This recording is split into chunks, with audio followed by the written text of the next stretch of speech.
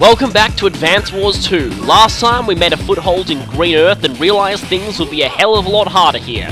This time, well, things are still going to be quite difficult, as you can immediately tell by this line. Yep, once again, Hawk has us completely on the ropes. But the Black Cannon can't destroy units. And the thing is, Hawk is still quite smart here.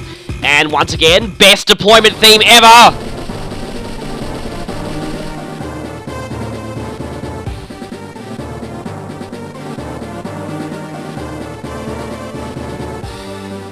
Seriously, probably the only move-out theme in the whole series that I find almost as awesome as that is the second one from Days of Ruin. Anyone who's played that game will know what I'm talking about. But anyway, yeah, this mission here is called Drake's Dilemma, and basically, for this one, Drake has a dilemma. He's surrounded and is about to die, basically. Yeah, that's an understatement.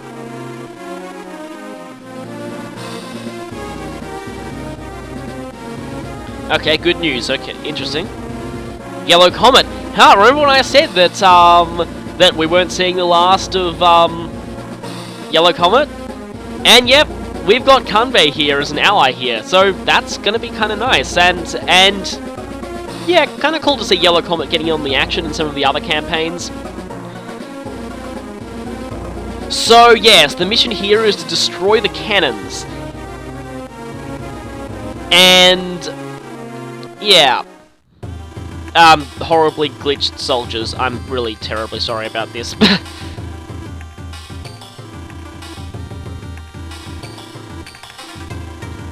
And as you can see here though, this is a fog map. But Drake does have a base near his HQ with which to support Kanbei. So yes, but speaking of Drake, it's time to talk about him basically. He's surrounded at the moment, and got indirect units all around. And he's got 2 cannons to contend with. But we need to exploit something that without this fog we probably wouldn't be able to survive this. Basically, the cannon cannot shoot at you if you are in the reefs. So, with that, you need to hide your most valuable units in the reefs. And that's basically, yeah, all. We also start off with a port here. But we might want to prioritise making some units back at base as well, just so that Kanbei isn't completely outmatched, because he does have a lot of forces to contend with. Gotta be careful of our battleships. If we can get the battleships to the cannons, we should be fine. But until then, yeah. Now also, you might not want to prioritise getting your subs into the reefs, because they, well, they can dive and get out of cannon range, and also vision range. And also, the other nice thing about subs is they have a massive vision range in fog. So you're going to need those because you definitely are, because you're going to need all the vision you can get.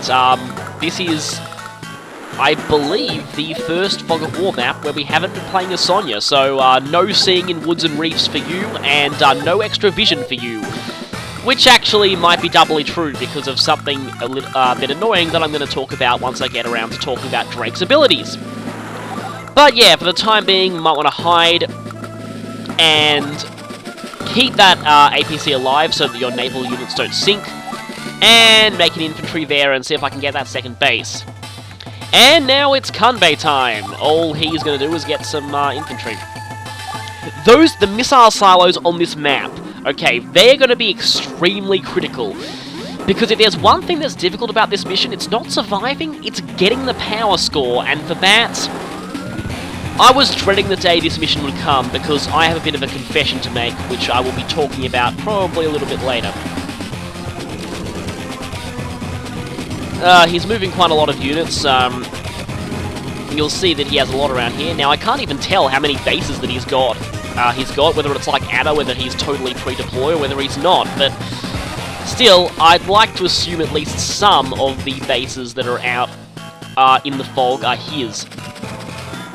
But, yes, now that it's Drake's turn again, I guess I'll take this time to talk about Drake. Drake, as you can very obviously tell, is a naval specialist, though he is in a bit of a weird way. He's actually not quite what you'd expect in terms of a specialist commander's stats. You see, his naval units actually don't have any higher firepower than anyone else. They're actually all average. Instead, they have 10% extra defense and a +1 to their movement range. Yeah, it's a bit weird and not quite what you'd expect. To some, it feels like Drake is one of the more underpowered characters in this game, but he does definitely have his uses, and I am grateful they buffed him quite a lot in Dual Strike, because, yeah, I do admit that in some ways he is a little underpowered. Now, Drake actually does have a few more extra advantages to him. As his status screen tells you, rain does not impede his troop movements. Now, I want you to hear that sentence again. Rain does not impede his troop movement. That is true. Notice, however, that it doesn't say he is totally immune to rain. Because the thing is, and this is something really annoying about Drake that I think is part of the reason that makes him maybe a little underpowered, and it is probably an oversight on part of the developers. Drake is not impeded movement-wise by rain. However, there is another disadvantage to rain that doesn't involve movement.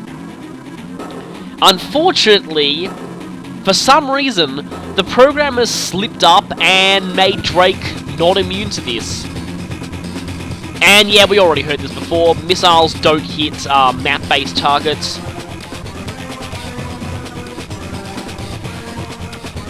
So, Hawk is basically going to rush Kanbei, which, does not sound like a good prospect. Oh crap, yeah. Gotta be careful, because your indirect units are... Okay, if it weren't for Drake's increased defense, then that'd probably be taken out, actually. Yeah, beware of indirects, and because you're not Sonya, you won't be able to see into woods, so that's going to be annoying. Eventually, you'll want some forces on land to try and go up and expose the units that are hiding in the woods. But for now, all you really need to do is weather the assault, and soon we'll be running into a bit of a problem, which I like to call the bottleneck issue. You see, there's a very, very thin expanse of sea that is that our battleships are almost into, and there are precious few reefs there. Really, we can only afford to get one battleship through here at a time, which means the others are basically going to have to wait in line. In other words, there's going to be a queue for getting through here, and if there wasn't such a bottleneck situation here, this mission probably would be a lot easier, but as it stands, it's going to take us longer to reach those cannons, just artificially, for the sake that, Anyway, now, a few other interesting trivia things about Drake. Not only is Drake not impeded by rain, again, he's not totally immune to rain, which is very annoying, you'll see why eventually, but on maps with random weather, and you really won't be seeing that outside of, versus mode if you decide to play with random weather on, playing as Drake in random weather maps makes it 7% more likely to rain, which is interesting. Now, he's had that since the first game, and I believe the reason why he had that was because, unlike Olaf, in the first game, Drake had no way to force rain. That is not true anymore, and we'll get around to that soon. The problem is, as I keep stressing with Drake, and it's something that I'm gonna have to make apparent later because it is probably the single most annoying thing about him, especially in a mission like this. Summoning rain with Drake can be a double-edged sword. Again, I hate to be mysterious about this, but I'll just keep saying, you'll see why later, trust me. But as this is a fog map, we're going to need to make some recon units with Kanbei, just to make sure that we can be prepared for an attack. In other words, so we can basically see it coming. Now, oh crap, yeah, I kind of want to get away from that area because I've got something firing at me, but I'm not quite sure what it is. Also, speaking of Drake in the first game, I ran a bit of trivia about that. In the first game, the way they implemented his naval units having extra defense is they actually got extra terrain stars. So their actual defenses weren't any higher. They just, well, Basically, I think they count as having 2 stars higher than they normally would, which, considering that most C just gives 0 and Reefs only give 1, is actually a huge improvement. Of course, they've changed that now, and I wonder if that means that his units actually have less defense overall than they used to. And I've almost got Drake's normal power, so I guess another thing I should talk about Drake is his powers. You'll be seeing those in a bit, but, like I may have mentioned earlier on, I'll just say, the Super can be a double-edged sword in Fog of War maps like this. In non-Fog, go ahead and use it, there are absolutely no drawbacks. In Fog, you might have issues. And that's what's so annoying about this map in particular. So, yeah, as you can see here, I'm having to basically just wait and bide my time with Drake, because he's basically getting bottlenecked, and if I try and move those battleships any further that's not in the reef, well, they're going to get cannoned. And speaking of cannons, I'm going to missile these things here. Now, the missiles are crucial because, like I said, okay, again, probably the toughest thing about this map is getting the power score. And, okay, like I mentioned before, sadly, I didn't want to have to say this, but I have a confession to make. Earlier on in this playthrough, I told you that I only consulted a guide twice. This was one of those times. Now, don't immediately say, oh, you cheated, you're using a day-by-day walkthrough. I'm not, okay? I am not using a day-by-day walkthrough at all. I did not look at the actual movement or tactics part of the walkthrough at all. There was only one thing that I looked up in that walkthrough. Oh, wow. Oh, and that is just really, really annoying. The fact that the AI can see everything in Fog means they know where to missile you, and whereas we, if we want to use missiles, we have to actually scout out where to fire the missiles first. Stupid AI. Anyway, wow, he wasn't kidding when he said he's going to rush our HQ, and this, I believe, is the first time we've seen Green Earth Infantry in combat, so, yeah. Kind of interesting, that. But, no, what I was mentioning is, okay, I did not look at day-by-day walkthrough or anything like that. The only thing that I looked up is the exact requirement for the power score. This mission has a very exact requirement in terms of number of kills in one turn, and the thing was, every time I finished this mission, I could not get the power score right. I always had problems with it, and eventually I caved and said, okay, I need to know the exact numbers for the power score if I am going to do this. Now, I wonder if I went for it now. If I did, it's funny, I actually can't remember what those numbers were, but this is also the reason why I've actually left these battleships here. Not only that, this is the reason why I'm using my null power here. This is the turn to secure the power score. Now, Drake's normal power, interesting enough. Now, unlike his super, this one has no drawbacks on Fog of War maps. What this does is, it's actually very similar to Hawk's. It does 1 HP of damage to all enemy troops on the map. It doesn't heal your units, however, it does have the effect of halving the fuel of all enemies, and oh dear, that could... I could still be a little short on that. Oh, come on, luck go my way and finish this thing off. It probably won't, you know what, it's not going to. Oh, it did, wow, okay, that's good. Very good. So that's 2, I believe, 2 kills. I can get another 2 with these battleships here, so that's 4. And I might need to secure a few kills with my other units as well. 4, oh no, that's 3.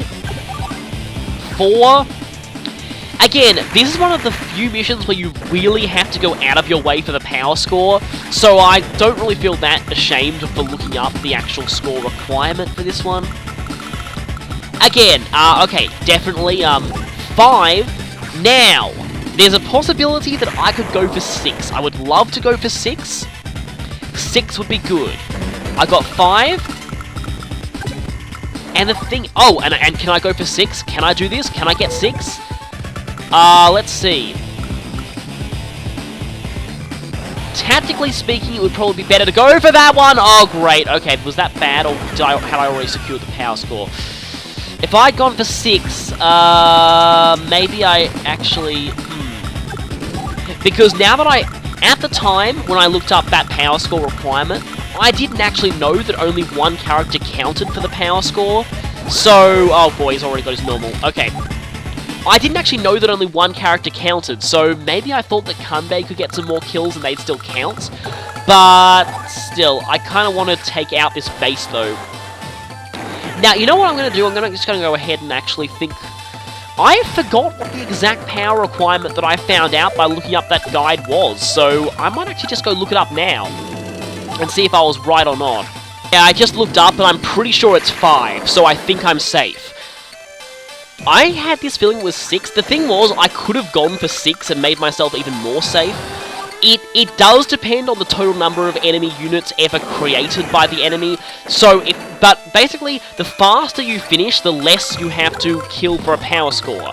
And that benefits the S rank completely, because the faster you finish, the better a speed ranking you get. So, hey, finishing faster actually has multiple benefits, other than just getting the speed score.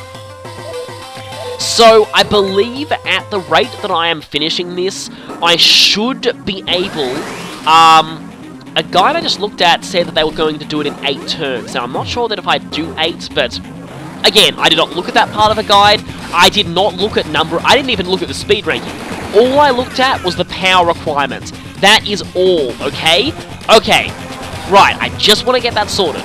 Now, yeah, you'll notice here that a lot of Hawk's units are having the fuel warning.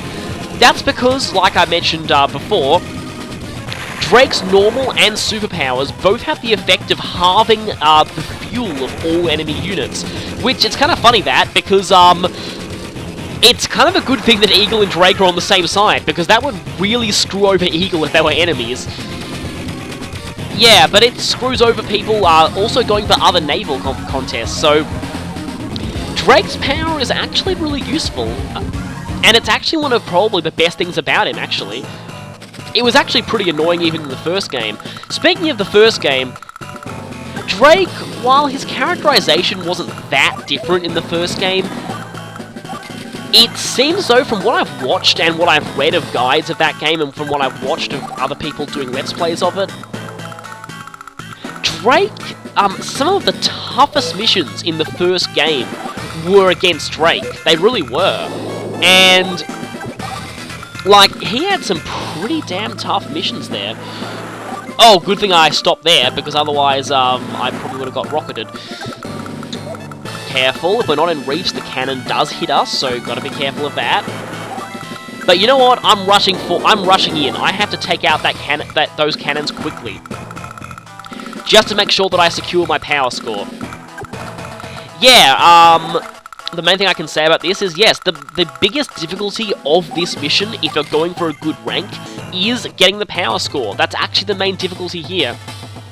And if I'll be honest with you, Yellow Comet, really their main role here is just to weaken some units for Drake to get a good power score off of, and just make sure that Drake's headquarters isn't overrun. That's really all they're there for, actually. They don't really contribute to the overall ranking of this mission that much, if I'll be honest, apart from actually getting the missile silo. That missile silo, really, really helpful for getting the power ranking, so it's a very good thing to get that missile silo. But, yeah. And yes, like I was saying before, Drake had some very tough missions back in the first game, especially on hard mode. And not only that, but he was also the focal point of a quite infamous mission in Dual Strike that I personally found one of the hardest in the game.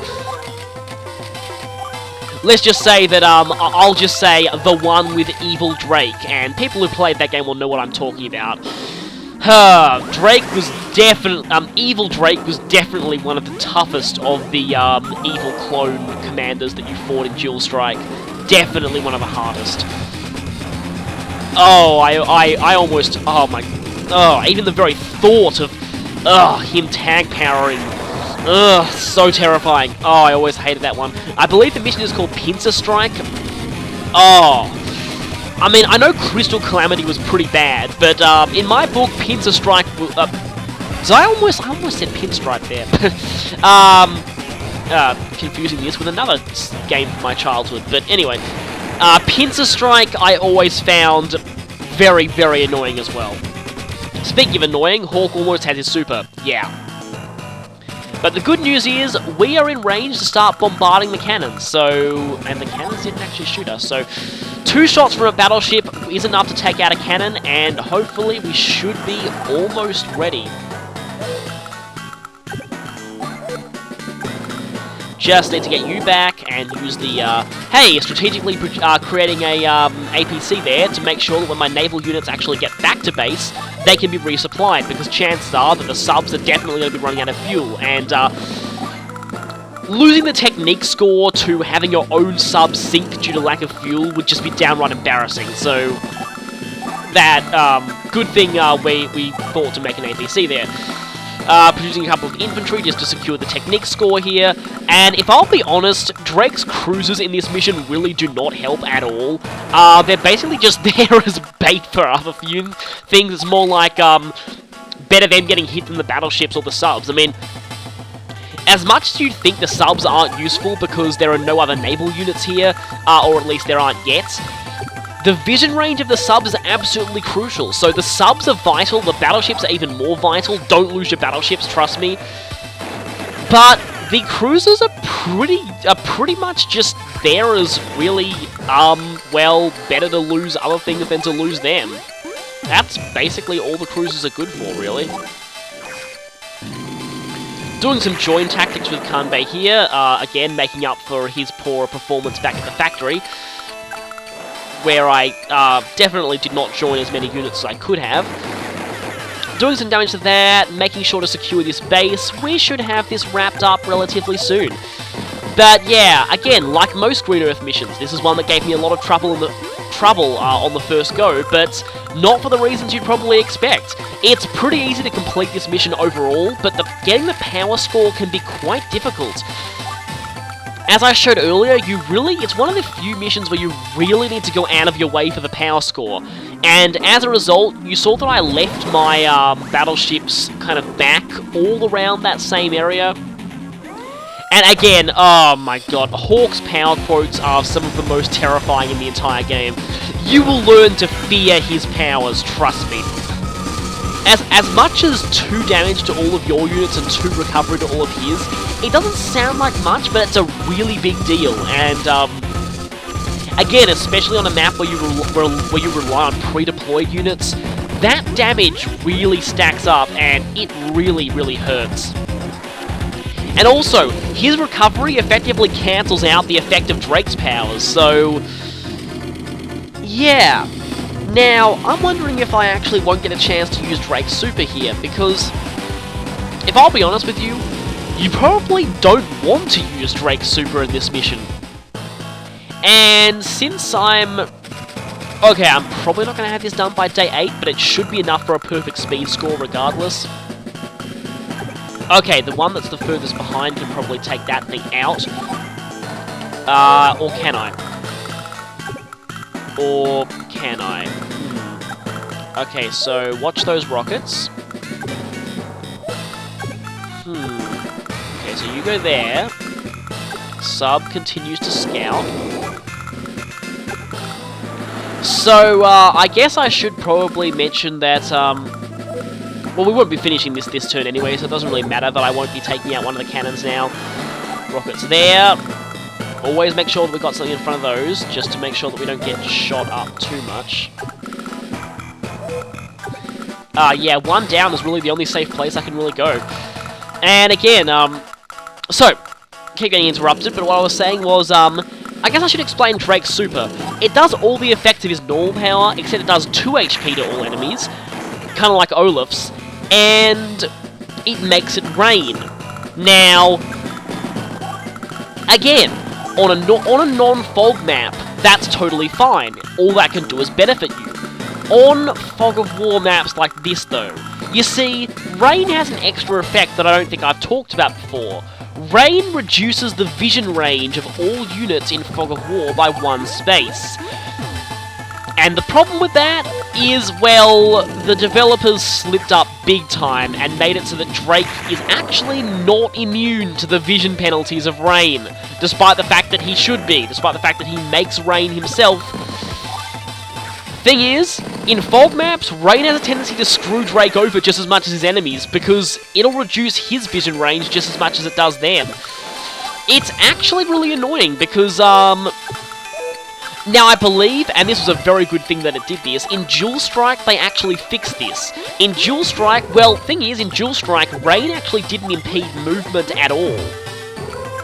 Another annoying thing about Hawk's power is that it kind of hampers your capturing attempts, but anyway, in Dual Strike, they actually changed things so that Rain didn't impede movement at all. I believe Snow still did, but Rain doesn't, at all. And it's interesting they did that, because, honestly, the movement penalties of Rain are so minor, really they only apply to trying to move tire units in woods, and infantry through woods, because most terrain is actually unaffected. Like, most units on treads aren't really affected by rain, it's mostly just tires.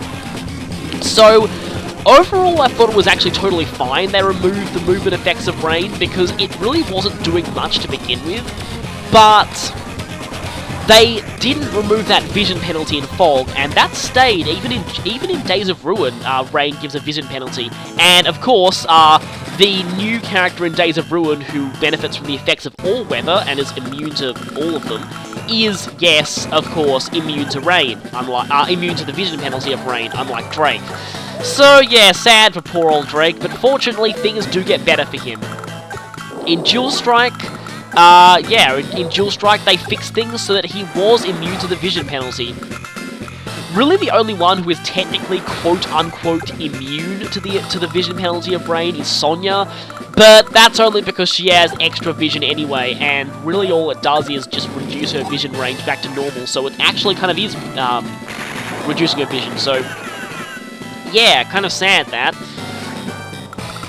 So, yeah, again, I guess you could call that Drake's real dilemma, is the fact that he's actually not as immune to rain as the game wants you to think, and I didn't get a chance to show it here because I did have several runs of this mission where I did end up using Drake's super, and it did more harm to me than good because it cut down my own vision ranges, and well, it'll also cut down the vision ranges of your allies, and again, if your allies aren't immune to movement of rain, like Kanbei, they're going to get slowed down in forests a bit, but for the time being, yeah, it was probably a good thing that I didn't go for the super, actually, because, yeah, again, it would have hurt me as much as it helped me, so you'll have to wait until the second mission with Drake before you see his super in action. Hey, just like Kanbei, and we're actually using Kanbei here, so that's kind of a nice coincidence. But anyway, I haven't actually talked about Drake's music yet. I will say that I really do... It's probably not my favourite theme in the game, but I will say it's very evocative of a naval commander. I do like it that way. And the cool thing about it is I really like the music in Green Earth as a whole, because overall, the music in Green Earth is really evocative of each CO's main unit specialty. Drake's theme is just perfect for a naval commander. Eagles, you almost can hear the jet planes flying overhead when you hear Eagle's theme. It really gives that feeling of aircraft soaring through the sky. And Jess, well, I've got a lot of good things to say about Jess's theme, which you'll hear in the next mission, which, believe me, is one of the most infamous missions in the game, which is why I left it for last. But, yeah. Again, like, Green Earth in general, I honestly love Green Earth music. In fact, speaking of which, back in Super Famicom Wars, the Green Earth commander in that game actually had some pretty nice music too, and it actually, well, sounded in a very similar style to the Green Earth themes in this game, actually. Oh, that's going to take me 3 shots to take out that cannon. Okay, one more turn, but hopefully I should still get the perfect speed score. If I get the chance, I might actually play some of the Super Famicom Wars Green Earth theme to you. I actually really like it, and again, it actually sounds in a very similar style to this. In fact, speaking of Green Earth, I haven't quite mentioned what it really represents. There's actually quite a lot of debate as to what country Green Earth actually is, because it's not entirely as clear-cut as some of the others. You know what? This rocket is going to cause me problems. I'm going to just shoot it a bit.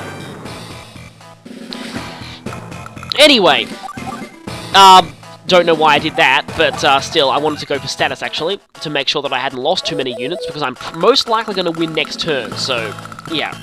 Anyway, Green Earth. Well, most people say that Green Earth is meant to represent Europe in some fashion, but people can't quite agree where in Europe. Some say that it's more leans towards Germany, some say France, some say Britain. It's, again, sort of complicated. Me, personally, I like to go for the theory that a lot of people use that I think is a nice compromise. This way of interpreting things states that Eagle is Germany, Drake is Britain, and Jess is France.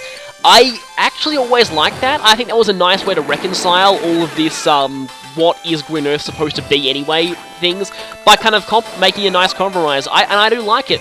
I think it does fit too. For some reason, I don't know, ever since then, I've often pictured Jess speaking with a French accent. I just think it sort of does fit, but, the interesting thing, though, is that, speaking of which, and this is probably not, probably kind of a weird way to say this, because Advance Wars, well, at least the main Advance Wars series has never really had voice acting, but, I admit it would be kind of nice to actually hear voice acting for this, now that Nintendo's finally got some pretty good voice acting, considering Awakening. But the thing is, I've never really had in my mind what Eagle should sound like, whether he should... I can't quite figure out whether he should sound at least vaguely German, or whether he should sound kind of somewhat, sort of like a pompous British flyboy. I just can't quite decide what he should sound like, so, interesting. I mean, Drake, it's kind of pretty obvious, not so much talk like a pirate as it is talk like a sailor, but, yeah, and again, I always pictured Jess with a French accent, I don't know why, I just do, but, you can tell that I'm not having that much to talk about here, but we're going to definitely win this turn. I believe we should be done, like, now. So all that's left is to just spam infantry for the technique score. Yeah, honestly, I only lost 3 units, I believe, and I would have got the perfect technique score regardless, but I wanted to do that anyway. So, let's see if I can take out these 2 cannons. Exactly enough. Wow, very nice. 1... and 2. And that, I believe, is that.